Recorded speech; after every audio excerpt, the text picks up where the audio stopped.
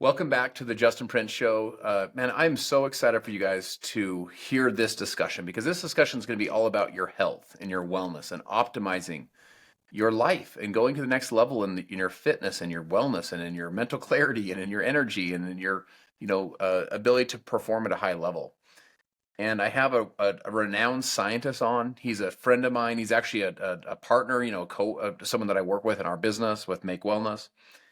And he's a really special person. This is a person, one thing about Mark that you'll sense instantly when you meet him is his deep love for people, a deep curiosity for people, and he's just one of those people that, although he's wonderfully educated and highly educated, he just deeply cares about making people's lives better. So we're going to talk all things peptides today in this discussion, and excited for you to be able to tune in. I think this will be an episode you can share with family members or friends that are looking to really get in the best health of their life and really maybe looking to level up. And so, Mark, what an honor to be here. I'm excited for everyone to have a chance to hear your Australian accent. Let's start there. Where are you from in Australia? Yeah, g'day, Justin. I am from the southeast part of Australia. Very blue collar family, lived in the west of New South Wales. My grandparents had a sheep farm, apple orchard, and we lived in the country nearby. And actually, for a short time, we lived in a school bus that my dad had converted. So, yeah, pretty blue collar. And I feel like I've had a blessed life because I really never thought in a million years that I'd A, get a decent education in a big city, and then B, move to America, land of opportunity, and C, sort of work in a company like this with peptides as sort of a fundamental interest. Feel very happy to have been through that. You talk about, you told me those stories that even as a young boy, you just were curious and interested in looking at even the plants and the flowers and the insects and the whole thing. Uh, Walk us through, that interest, that original interest, and how it led to your education, pursuits, and then catch us up on kind of a career development, Sure. on how, ultimately you and I got partnered. It does start early, doesn't it? Like, just imagine growing up in Australia, right? Sure, you've got rattlesnakes here, but man, you've got like 9 of the 10 world's deadliest I snakes was in just going to say Australia. you have all the deadly ones there. Yeah, you've got like nasty spiders that have got like quarter-inch fangs that'll go through your boot and make your foot feel like it's boiling in oil. You've got like these sea wasp box jellyfish. You've also got these weird creatures that all have pouches. You've got the eucalyptus trees. Like you cannot help, at least for me, I wasn't interested in rugby league. I was interested in the terpenes that grew in the gum leaves and why that didn't hurt the koalas that ate them. Like there's just so much to be interested in Australia. So I had this natural curiosity that led me to be really the first in the generations of my family that I know to go to college. Right, my mother didn't finish high school. My Mm. grandmother couldn't read or write. Like we literally had a dirt cabin, log cabin in outback Australia. So I feel so privileged to have had a good education. Um, I um, I went to the Australian National University where I studied science, and I was super interested in chemistry and biochemistry, and that was terrific.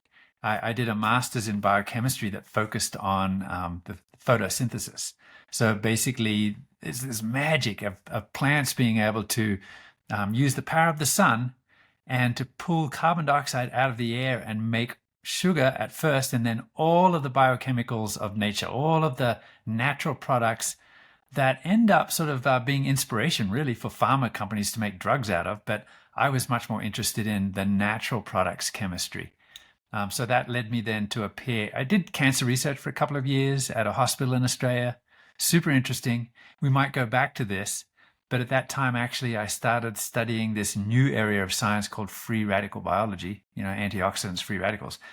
Then decided, I want to know how this stuff works in the body.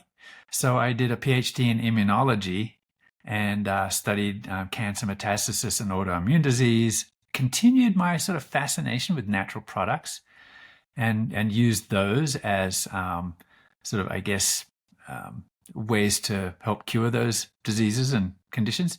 Then I went to the National Cancer Institute. They have this amazing institution there. I was working in the experimental immunology department. We were looking at cell-cell communication, so how the cells communicate. There's all sorts of messengers going on. You've probably heard of, maybe you haven't, cytokines. Like when the immune system needs to call in recruits, they have this whole language of biomolecules. And many of those are proteins and peptides. So I'm no stranger to that area. Probably 40% of the communication in the immune system is these peptides and proteins. Um, and it's this frontier that is super interesting right now. Uh, Talk to us about peptides. There's two things I want you to hit. First of all, kind of like break down what is a peptide, just in its most simple form. Yeah. But then I Yeah. think sometimes people are hearing this and they feel like it's this new thing. And one of the things that I think that you do a nice job of explaining is that, man, we've had peptide interaction since we were in the womb and since we were nursing and just our whole lives. Walk us through what is a peptide and then just how they've been such an integral part of our lives. Yeah, this could be a 3-day course. It is so interesting. But I think most people don't realize that, okay, what's your DNA doing, right? This is kind of a model of the DNA. What does that actually do? Did you know that like they've got these like pairs that form these triplets, and each one of those triplets, like CAA or CAC, it's a language. Do you know what it codes for? I don't know if most people realize that each one of those codes for an amino acid, right? It's this like little molecule that's got an amino end and a carboxyl end, and these are the building blocks of life.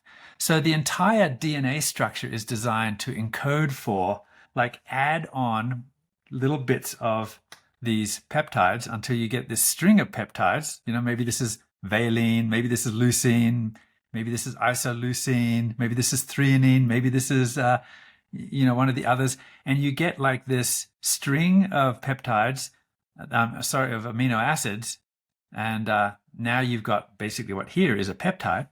If it's a bigger structure, it's more like a protein, right? So it can be globular, it's got all these folds, it's got a particular structure. So the proteins have a three-dimensional structure that is every bit analogous to a key that fits in a lock. Usually they fit like into a receptor in the body somewhere and they form a message. Yeah, there are some structural ones that you've heard of like collagen, right? But many of them are messages. And peptides are just really like a fragment of that protein, and they can also be bioactive. And so I think people have heard of peptides lately, right? Because they hear, oh man, like this thing, semaglutide or Ozempic, right? I think, well, insulin is a great example of a peptide, right? And it is something that if you can't produce insulin, then you have this sort of nasty condition called diabetes that can mean that you can't utilize the food, the sugar, the protein in the body. So I know we have that in the back of our mind, but just recently with Ozempic, I think what it has done is it's made people think, what? This peptide drug? Like, what's going on? And I think that has helped people to sort of, it's raised awareness, right? Like, what are these peptides? Well, that's basically what they are, right? It's this string of amino acids that then they're called a residue when they're part of that peptide. They are part of the messaging system of the body. And the peptides that people are hearing about, so in this case, you talk about Ozempic or semaglutide or tirzepatide, those are, and then there's also like a BPC 157, for example, or an TB 500 or AOD. Right. Mm-hmm. How do those differ? How are those created? And then how would those differ from, like, for example, a bioactive peptide? What is a bioactive peptide? Yeah, really good question, right? So what people are hearing about is the drugs and these other things with these interesting names that you can just roll off your tongue, some These kind of scientific names. right? For wound healing or for weight loss, all these things, right? What's the difference? Okay, I think the number one difference between like what you're calling bioactive precision peptides, let's just get that straight. We're talking about the ones that are found from nature, right? And I'll give you an example of nature. Like when you're a little baby and you're just born and you're taking your first sip of milk from your mother's breast, that breast milk is full of peptides. Like the mother is actually creating these peptides for the baby. Some are called defensins, right? So these little peptides that actually help the baby, which has a kind of a weak immune system. And in that colostrum, you're going to find these defensins and these other peptides that are helping the baby to adapt to its environment. Suddenly it's out of the womb and it's facing like viruses and all sorts of things. So peptides become one of your first lines of defense. That's pretty cool, right? Hmm. And through every phase of life, whether you're growing, whether you are hungry, whether you are full, like these are all peptide messages that are that are activating locks in the body. So it's the key, the lock. If you're stressed, your body's going to produce some peptides to help you sort of reach this place that we call homeostasis, right? Right. So let's say you're hot, then maybe you'll sweat so that it will evaporate and you'll cool down to the 37 degrees Celsius. Maybe you're cold, so you get goosebumps, you shiver, that'll bring your temperature up. Same thing, if you're stressed, if you're sick, if you've got a virus, if you're wounded and you need wound healing, these peptides are natural.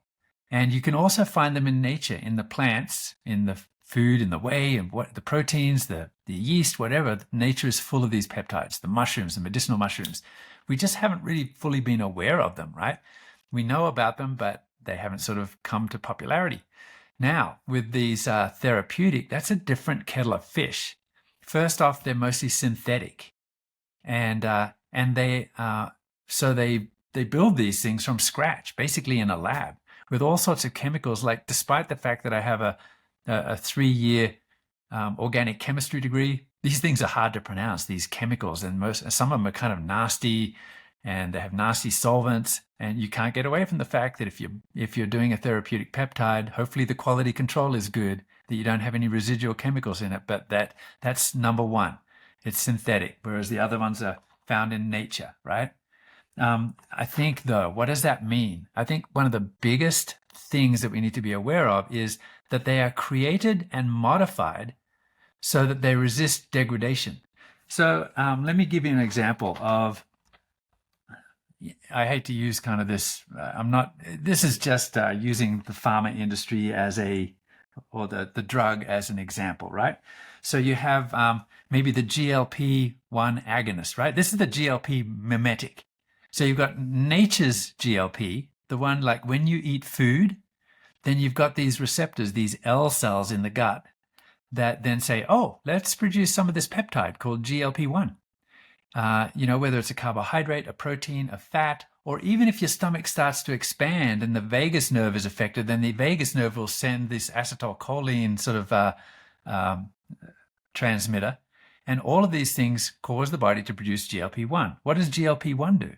It travels through the blood, goes to the brain and to other parts of the body, to cells, and say, hey, you're kind of full. You've got protein, you've got carbohydrate, you've got fat. Time to stop eating. Do you know what the half-life of the natural GLP-1 is? There's these enzymes in the body, right? It's called, it's a BPP4, right? To use these acronyms, right? It's a peptidase number 4. It's like this little shark who comes along and says, I'm going to sort of break it down. The half-life, meaning is 1 or 2 minutes of the natural GLP, right? So that's natural. Your body produces it. 1 or 2 minutes, and there's half as much. Another 1 or 2 minutes, there's a quarter as much, and so on. So this is the way that the body reacts. It makes it, but it breaks it down super fast so that you don't get an overstimulation.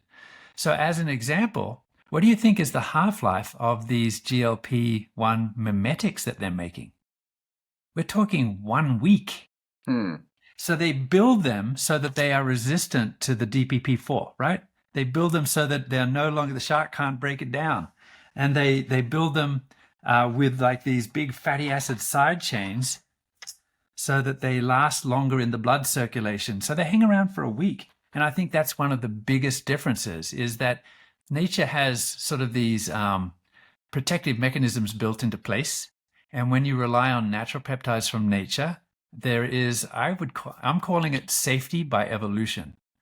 So they are effective, but they're not overstaying their welcome. So they're coaxing the body into good health rather than sort of hitting them with a sledgehammer. Does that make sense? Yeah. So what either are or what potentially could be some of the challenges of, in this case, the half-life going from, a couple minutes to a week? What does that mean? What is that week? What potential challenges could that week create? Yeah, it's certainly that's the drug situation, right? And when someone is taking a drug, it's because they have a condition and it's approved by the FDA for that condition. And whenever you have a drug, you have a potential side effect, but you weigh, right? There's a risk reward balance. And when you have a condition, of course, you're willing to take the side effects as a condition of that treatment because it's important enough. It's been recognized as a condition that you need to fix, right? So in the case, yeah, you see with all drugs, there are side effects. With natural products that have a very short half-life, I think there's that built-in safety aspect. Hmm. By the way, explain just while we're on the subject, explain half-life. What just in a Okay. simplest form, what does half-life mean? Yeah, so half-life is, let's say you've got, I don't know, 100 of a unit of an ingredient in the blood. If the half-life is 1 minute, it means in 1 minute, that's broken down into half, and so you've only got 50 units. And then in another minute, that's broken in half, so you've got 25 units, and so on until it diminishes. So you hear about radioactivity, like with a half-life of 5,000 years. That means that like in 2,500 years, you've got half the level of radioactivity. It's going to take a long time, right? So 1 week half-life, that means like in a week, you've still got half as much of that thing in your system. With a peptide, like the natural GLP-1, for example, within a minute, you've got half as much, and it diminishes to almost nothing within a few minutes. Talk about this lock and key, or go deeper into this lock and key concept, because you've referenced it a couple times. I just want to make sure that I fully am understanding. So walk us through what that means to you when you talk about this lock and key. Yeah, imagine your body as this long hallway, and you see the security guard, and it's got full of doors, and they're all locked. But each door has, one has a giraffe behind it, and one has like a clown, and maybe one has like a policeman, right? And you've got your keys, and only the right key will fit in the lock. So these peptides are all different shapes. The proteins are all different shapes, and they fit into a receptor very specifically. So when you talk about bioactive precision peptides, that kind of actually is a bit of a clue to that, because it shows that each of these peptides is a different shape. There may be this one, there may be this one. They're like a different key that unlocks a different system. So some may work on stress, some may work on sort of keeping your muscles from sort of atrophying and degrading. Some may work on other systems of the body, like hunger, like I said, like GLP-1. So they are keys to so there's all these different receptors in the body. And it's actually kind of mind-boggling, really, when you think about it. So many, and the body seems to know what to do. And there are at least 4 different sort of, shuttling pathways that are specifically designed for peptides to be bioavailable and to be sort of sent to the place where they're needed. So it's an amazingly complex design system. But basically, it is the unique shape of the peptide or the protein can only bind to a receptor that's especially for it. Other ones won't fit. Got it. Lock and key. Let me ask you this. Is this a fair way to put peptides into categories? So is this too complex, or is this fair? One would be what I'd call pharmaceutical. So that would be like it's an actual drug. So Ozempic, you need a prescription. It comes in a prescription size. You're getting it from a medical doctor who's been through FDA, guidelines and so on. Number 2 would be what I would call therapeutic, and that would be like when you buy it, it basically is a vial that says not for human consumption, for research purposes only. So to your point, it's a little bit of like, I sure hope this is coming from a reputable place, because it's a therapeutic. It's a synthetic chemical compound made in a lab. You're running it through an injection, and then lastly, bioactives would be from nature versus made in a lab. Are those 3 sections? Does that work for you, or is it more simple than that? No, agree with it 100%. That's pretty much it, right? And so now you're obviously in the world of natural peptides, you're not injecting. So that actually, that means that they're more like nature's pharmacy, right? They're like the other things that we're used to, like vitamins, minerals, antioxidants, phytochemicals. Whether you're taking a green tea extract or ashwagandha, it's more in that category of safe and from nature. And that actually brings up a really obvious thing, right? Is that those other ones are injectable, And so the first question that we get, which I know is like on the tip of your tongue right now, is, well, then why aren't the other ones? Why can't you take them like in a drink or a pill or basically orally? And the reason is, as they discovered back in like 1913 or whenever it is they did the first administration of insulin, it's destroyed very quickly by the GI. You've got all these proteases, right? So you've got all these different kinds of sharks that are attacking the peptide as soon as it hits the gut and as soon as it goes down into the ileum or the colon. So then how do these natural bioactive peptides work if you're consuming them? So I'm glad you asked that question, Justin. It's all about the shape and it's all about the order of the peptides. So if you look at this, like there's different amino acid residues in here, right? The different color represents the different amino acids. And some of them, like maybe there's a certain amino acid like alanine, for example, I'm just throwing that out there, with a combination of another, actually becomes a site that, it's just like a lock and key. These little proteases, they also like a particular part. That's what they chew on. That's what they can break, right? They can break that and they can't break other parts. So you can look at the structure of a peptide and you say, well, I know it's going to break here and I know it's going to break here because you've got those, those very specific proteases. The other thing is there are general principles like a wobbly linear peptide is just going to be toast. It's just going to break down really quickly. But nature provides some peptides that have their own protection. So they fold back on themselves. And say those two brown ones there are cysteine bridges that hold it together. And maybe, this one here might be a cleavage point, but the rest of it remains intact. And so I gave you an example earlier of defensins in colostrum, mother's breast milk. Those are examples of ones that will survive the GI.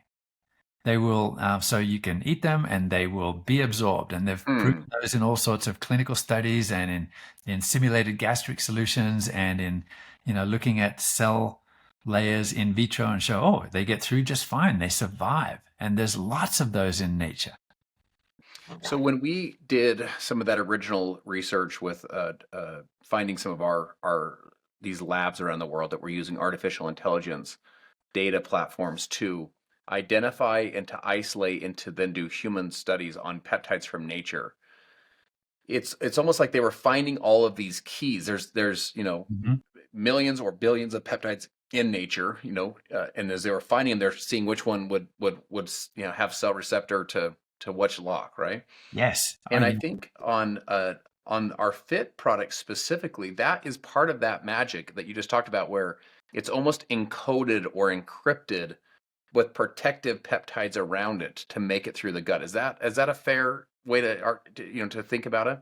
Yes, that's one way to think about it. Absolutely. Yeah, this is fascinating. So I got to tell you, like I haven't been with Make Wellness all that long, but as soon as I became interested in this is what I dug into, right? These questions of, are they, how do you find them in nature? And this is actually one of the very interesting aspects.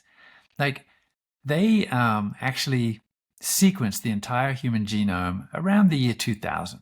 Right? That was when Bill Clinton made this announcement from the steps of the White House and said, we've decoded the entire human genome thanks to a partnership between academia and government and everything else.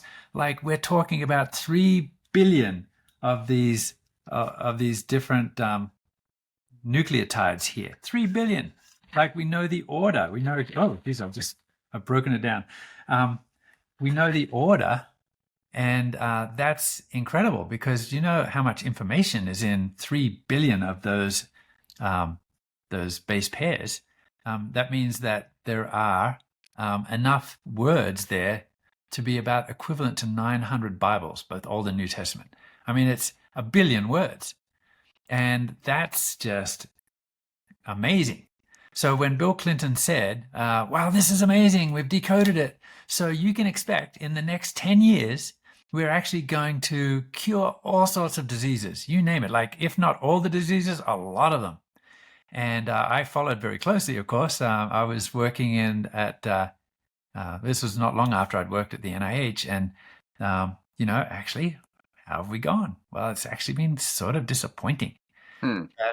But people who understand the immensity of the task know that that's as to be expected, right? How do you pass through that much information? And this is where AI has come into play, right? I mean, AI seems cute when you type something in and it says, "Hey, I'll write a poem for you. I'll write a sonnet for you." Like it's an incredible sort of language model. But its real superpower is not just sort of being a cute chatbot. It's actually in passing through just mind-boggling amounts of data in a very short amount of time. So what might take a team of scientists a million years literally to work out, it can do in a matter of minutes or hours or days.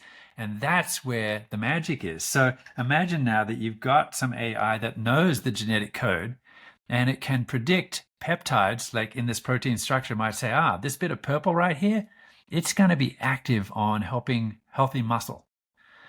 So the AI has done its work. Now, what do you do? Like, so breaking it down a little in a few simpler steps, maybe you find where in nature you might find that peptide. Oh, maybe it's found in the fava bean. Okay, Hmm. so we found it and it's a protein. So let's isolate the protein. And now let's sort of use different strategies to try to pull that out of its parent. And then what's next? Well, you have to test it and make sure. Hopefully, the AI has told you, well, it's also going to be stable in the GI, but you have to test that. And there are models that we're using. So, in the case that I'm talking about, there's a model called InfoGest. And what that does is it just perfectly mimics, as best as possible, the human gastric juices. And it also has this layer of cells called the CACO2 cells. So you subject it to what the body would subject it to, and you monitor it and you make sure it's intact and make sure that you can see it on the other side of this real cell layer that mimics the cells that line the gut wall. And if that's true, then the next step is to do a human clinical study and make sure that it's actually hitting the target. And if that's true, you don't quite trust it and you think, wow, that's cool, but it's just too good to believe. So we better do another clinical. So for example, the one that you're talking about in FIT, 3 clinical studies, I think a 4th one done and about to be published. And it's all based on this technology, finding the needle in the haystack through AI, Yeah. and then doing all of the tests that you need to make sure that it is getting into the body. And then you mentioned this matrix, this chaperone. It's true. Like even if you synthesize a peptide, they have this thing called aggregates where they kind of stick to each other and then they're no good. And so they have to use like these weird solvents like dimethyl sulfoxide and stuff like that. But when you actually find this peptide in the natural milieu, you have a lot of other peptides that surround it and protect it. And so then when you eat it and it sort of falls apart, it's absorbed really nicely. So interesting. So to me, that is part of this next big breakthrough is that again, the AI discovery to be able to find these the keys, pardon me, Right? and then figure out which lock they would go best to. Then to go through all that testing process. You and I were talking, maybe you can comment on this, but you were super impressed with the layers of testing that they were doing. It was almost like they did more than they, would need to or more than they would have to. Yes. Talk about that, when it comes to some of our research partners and some of these top labs. One of our labs has been doing this work for almost 10 years and has almost $100 million of venture capital money invested in their lab for this breakthrough, research on these bioactive peptides. So walk through, kind of your Mhm. observation as a scientist and someone that's run big labs, built Yes. big teams of scientists. As you went through their process, what were your takeaways? Yeah, thanks for bringing that up. Yes, I have been. So after I left the NIH, I had this epiphany, right? That natural products, I just love that concept because they keep your body healthy. So I sort of moved from this area of trying to cure a disease to moving to this area of like, there's so much in nature. There's this cornucopia of natural products to help us stay on the healthy side of the equation, right? So for years, I was working in natural bioactives. So not just micronutrients, but these phytochemicals. Some of them act as antioxidants, but they do so much more than that. In fact, a lot of them, their mode of action is actually to trigger the body into producing healthy peptides. Isn't that interesting? And that's why if you put a formulation together, sometimes it's not just a peptide, but you put support ingredients in there as well. So, we're probably not going to talk about formulations today, but that's a strategy to think about, right? That we that Make Wellness is doing. So I have, in the course of that last 30 years in this industry, run some big teams. Like at New Skin, it was a team of 85 people. At a recent company, it was 75 people. And in those teams, like especially at New Skin, I had a gene expression lab in Wisconsin that we were working with. We had a preclinical study lab in Beijing, a chemistry lab in Shanghai, a lab in Provo, like a big team. And when you get that big, then a lot of companies come to you and they say, hey, I got this new technology, check it out.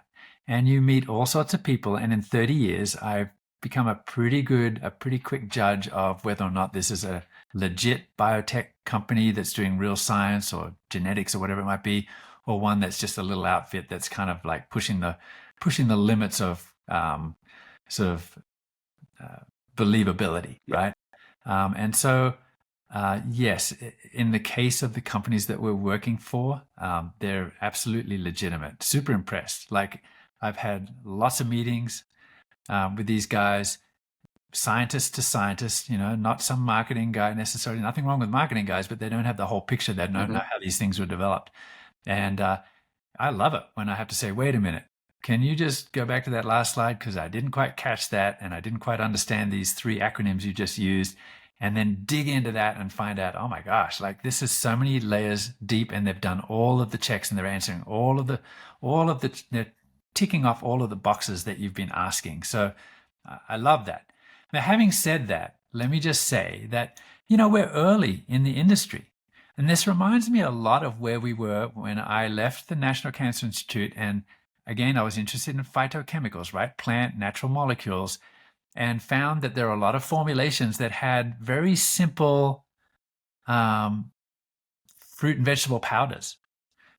Like there was a sense that there wasn't much in the iceberg lettuce, so that's not worth capturing, but there's something in the brassicas, and so look at the cabbage, look at the broccoli, look at the whatever it might be. There's some actives in there. We know that they're working from these epidemiological studies, but in somewhat naively, I would say, well, there's something there. We don't know what it is yet. So let's just lyophilize it, make a powder, and now you've got like this green drink or something like that. Since then, in the last 30 years, scientists have uncovered exactly what the active components are.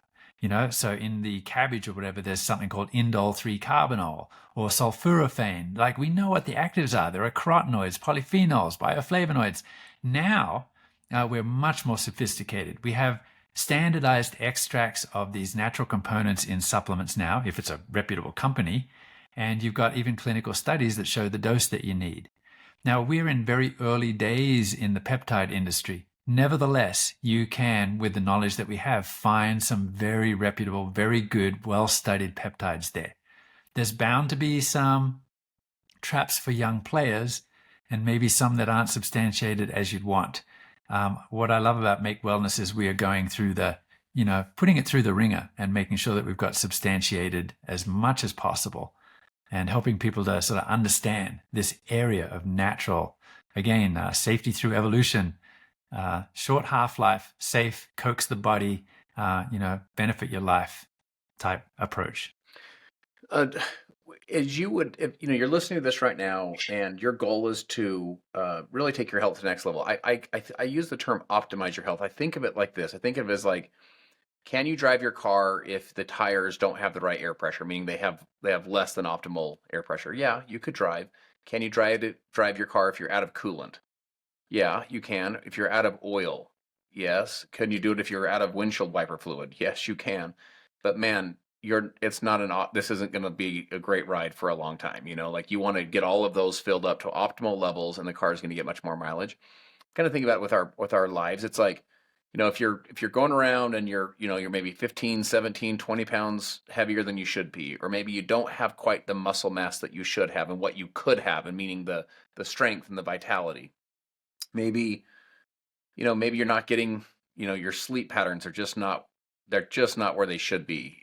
Maybe your adrenal glands are all stressed out, or maybe, you're at that place where you're carrying so much stress and so much pressure that can you function? Can you live? Yes, but it's not optimal. Or maybe your lower back or hamstrings are so tight, you're having lower back pain all the time, and it's just Yeah, you're getting through your day, but it's just not awesome. You're not going to want to go chase around with the kids. You're just you come home from work sitting down all day and you want to sit down some more.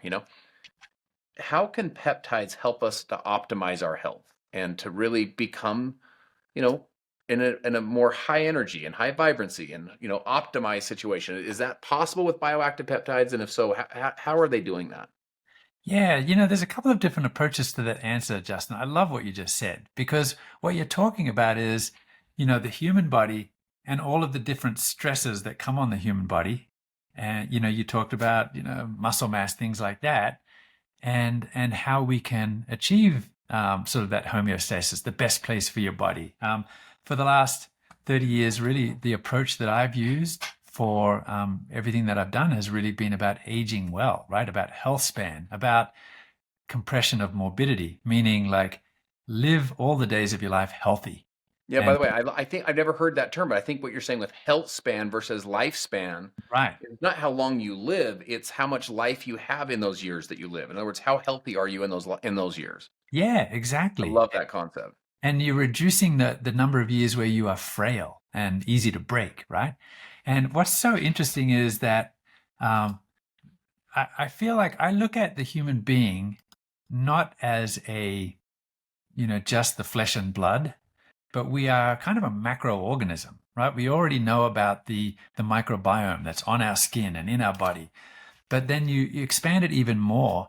We were designed to interact with nature, with plants, with the food that we eat is information, like literally, right? And that includes the peptides that are in the food that we eat, right? We eat the protein and it releases the peptide. It's information for our body. It's interesting to me, if you look at amino acids, that there are 20 that are in the language of proteins and peptides, 20 different amino acids. And yet the body is no longer able to create 9 of them. That's why they're called essential. They must be derived from our diet, from our food, from the plants, from the animals that we consume. So isn't that interesting? It shows you immediately how dependent we are upon our environment and the food that we eat and the information that's in it. And the same goes for trying to battle the stresses that are upon our body, right? Our muscle is starting, as we age, maybe our muscle is starting to decline. Um, and in context, it's not just about looking good and having big muscles. The whole ecosystem is so important because those muscles are actually your metabolic health. Like the scientists now that study protein and study muscle realize that it's almost a biomarker of the youth in your body is your muscle. It doesn't have to be big, but it has to be good quality and you have Hmm. to have enough of it. And it is also talking to the rest of your body. I'll give you an example. So if you've got healthy muscle, you're also going to have a healthy brain because healthy muscle, when you contract it, actually excretes a protein. It releases a protein called BDNF, brain-derived neurotropic factor, right? And this actually contributes to neuroplasticity. So interesting how there's this muscle-brain axis. It's about youth and it's about vitality and it's about much more than just sort of looking good in front of a mirror. So um, this is how I really view peptides from a context of the macroorganism living in this world where we are dependent upon each other. And you're using this to the greatest advantage. And I love that we're bringing awareness to it, but we're also bringing together these peptides that we know will benefit you and help you to cope with stresses. Yeah, biomarker for your youth is muscle. I've never heard that, and that is so interesting. Yeah. All right, let's hit this. So, you know, I feel like this conversation right now, my guess is people listening to this right now, they probably just learned a lot, and probably a lot of this is new information. They've never heard this bioactive peptides and therapeutic peptides, and we just probably learned a lot. Mm. And years ago, about 25, 30 years ago, you were talking about free radical biology and which is ultimately antioxidants. And I think 25, 30 years ago, people thought, what are kind of like, what are you talking about? And they're trying to like learn it. And now today, if you said what's an antioxidant, or you ever heard of an antioxidant, people would say, yeah, of course I have. I Yeah. feel like we're kind of on the cutting edge right now, the Yeah. leading edge of this conversation, specifically when it comes to bioactive precision peptides. I feel like this conversation might be the first time someone's even hearing those terms. Yes. Uh, with that comes, you have like, institutional, I liken it to like Uber. When Uber first launched and started to get a little bit of traction, it's the Gandhi quote. He says, first they ignore you, then they laugh at you, then they persecute you, then you win. It's kind of the way that things come to market. And then they And pretend to have invented it, right? what's that? And then they pretend they invented it. Yeah, exactly right. But like with Uber, it was actually the taxi unions rallied so hard against Uber Mhm. that it was actually illegal for an Uber to pull up to an airport. You had to like be outside of the airport, a certain amount of feet or away from the airport for an Uber to pick you up. Now, if you go to an airport, you don't see taxis, or at least not very many of them. What you see is rideshare sections where this is where you go stand for rideshare. So the point is, it was like the institutions kind of fought against it, and the status quo fought against it, and it was kind of a weird idea. And then after a while, it's accepted. People are like, yeah, it's self-evident. Yes. And I think the same thing's happening with maybe bioactive peptides. People say, I'm a therapeutic peptide person, and that means they're the only good thing in the world, and anything else is stupid, that kind of thing, and that you kind of fight against it. So I'm curious the parallels you're seeing from your perspective of 25, 30 years ago, talking about antioxidants to today, talking about bioactives. Are you seeing some of that evolution, and where do you see bioactives, this discussion of bioactive peptides going, and normalizing over the next 15, 20 years? This is what's so good about having an old chief scientist, right? I remember when. And this is exactly the case. Like, it is like Yogi Berra said, it's deja vu all over again.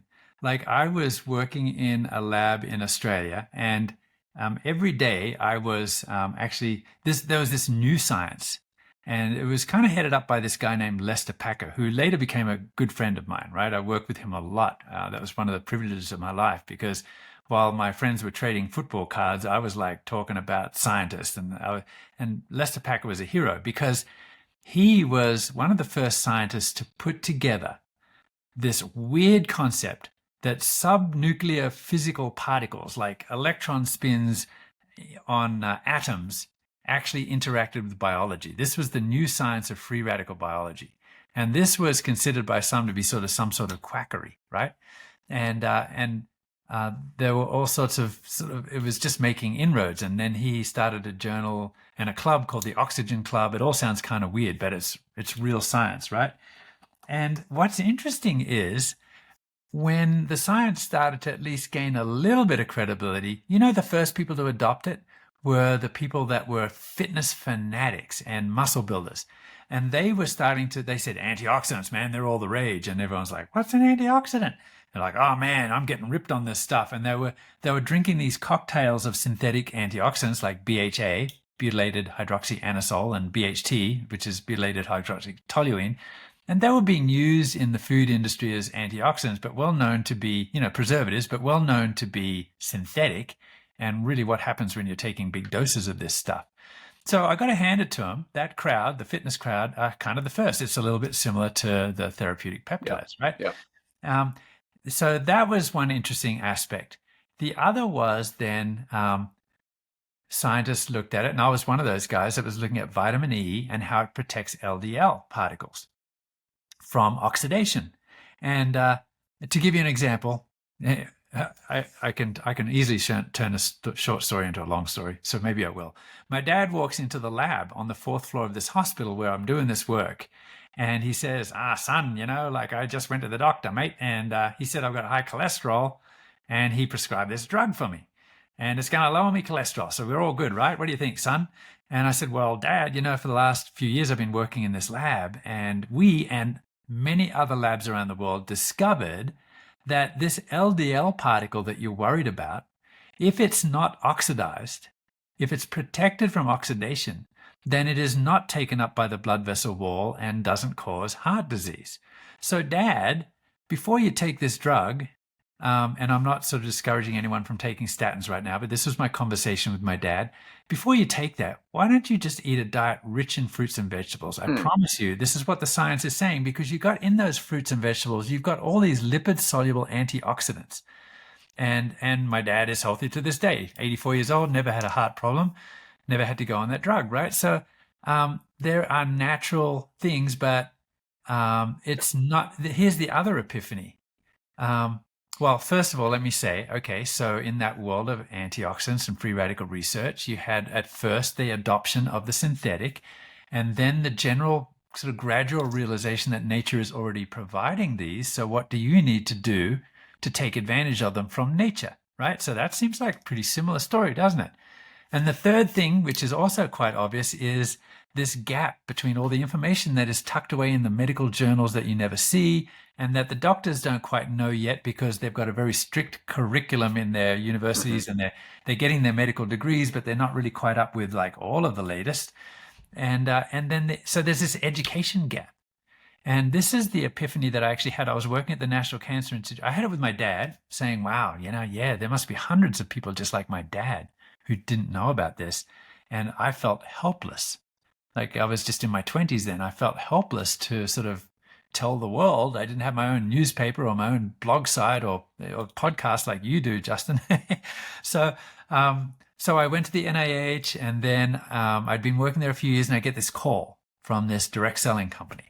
And I'm like immediately kind of skeptical, like, what do you want with me? Oh, we need real science. I'm like, okay, I'll look at what you're doing. And then I said, how many affiliates do you have? You've got like 100,000, a million affiliates, and you're going to let me talk to them about the latest science? Like suddenly I saw this vehicle, this community where people who are dedicated to health can see this research that's happening. So this is where we are today with peptides, right? Antioxidant free radical biology. It took a while to adapt. There was skepticism about the natural approach, but now that's all we do. There was difficulty explaining these scientific concepts at first, but now everyone knows it. And so I feel like absolutely privileged to be really on this sort of cutting edge. We're blazing the trail in this area of peptides. We're helping people to understand that there are natural peptides, that they are well substantiated, that they can survive the GI tract if you do your homework, that they can benefit the human, and that they have a short half-life, so they're safe. They're doing it the way that the body wants to do it naturally.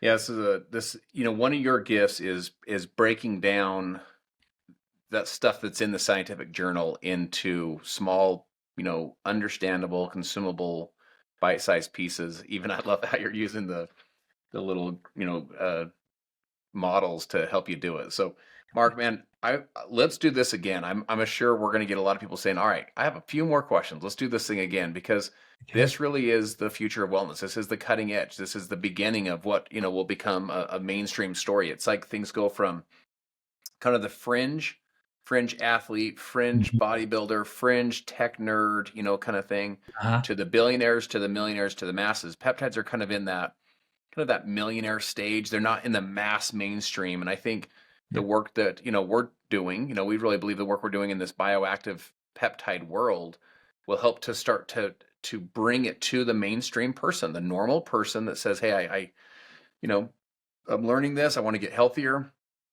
And we can help them to, live a healthy and full life. So, Mark, thank you again. Again, My pleasure. if you're open to it, man, let's do another Absolutely. one of these. Absolutely. I would love to. Thank you. All right, brother. Man, so my friends, if you're looking to learn more about bioactive precision peptides, you can reach out to me. We do have affiliates, all over the country that you can reach out to as well. And you can start to learn this, learn more from Mark. We do, deeper trainings, and you can go as deep as you want in the science, the white papers and all that. But we have, some ways that you can learn, understand it in even a real simple way. But man, the simplest way I think about it is if you're looking to be fit and lean and energized and focused, we have a product line that can help you to do those things, to really dial in your energy and your focus and really dial in your muscle strength and feel lean and fit. So we'd love to be able to help you do it. But whether it's with us or with someone else, I'd encourage you to get into this peptide world, particularly these bioactive peptides. This is the future of wellness, and it's something that we think can have a dramatic positive effect in your health. So, Mark, thank you again, and look forward to doing it again with you soon. Thank you, Justin.